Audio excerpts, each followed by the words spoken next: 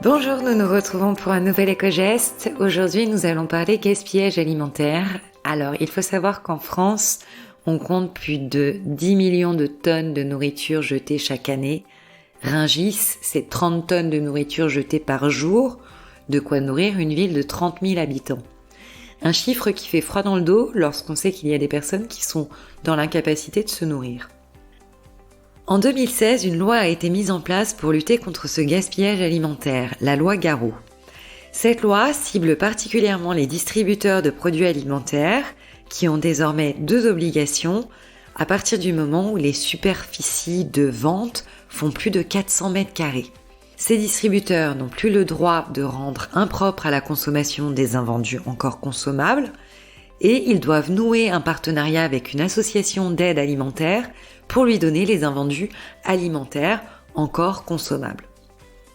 Avec cette loi, l'objectif est de réduire de moitié le gaspillage alimentaire d'ici 2025.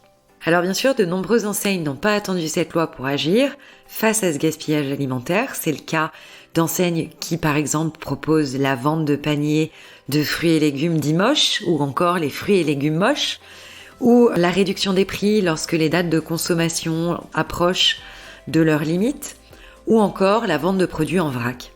Et puis il y a des circuits de distribution spécifiques qui se sont créés, comme par exemple Nous Anti-Gaspi, un réseau d'épiceries qui vendent des produits invendus avec en moyenne des prix plus bas de 20 à 30% que dans les circuits de distribution traditionnels. On va y trouver par exemple des légumes moches ou des œufs pas suffisamment calibrés pour la grande distribution, des produits à l'emballage cabossé ou encore des produits secs ayant dépassé la date d'utilisation optimale, mais qui demeurent tout à fait consommables. Selon 60 millions de consommateurs, c'est 30% d'économie moyenne possible en achetant des produits invendus auprès de l'enseigne.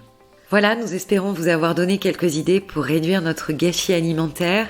Nous vous souhaitons une excellente journée et nous vous retrouvons dès demain pour un nouvel éco-geste.